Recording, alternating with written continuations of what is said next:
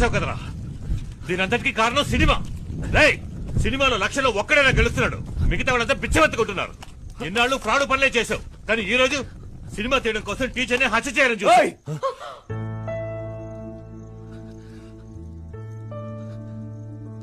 అంతకుండా అంటున్నావు, నేను హత్య చేయడం చూసావా నువ్వు? అవునయ్యా, నేను ఫ్రాడ్నే. దేని వల్ల? నీ వల్ల, నీ కఠినమైన పెంపకం వల్ల.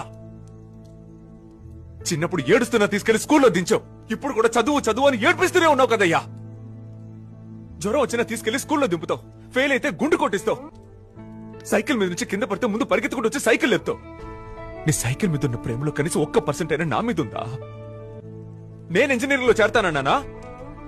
అది వద్దనే కదయ్యా చెయ్యి కొట్టుకున్నాను. అప్పుడైనా వదిలేవా నువ్వు? విరిగిన చేత్తో తీసుకెళ్లి ఎగ్జామ్ రాయించావు, కానీ ఒక్కసారైనా నొప్పి ఎలా ఉందని అడిగేవంటయ్యా.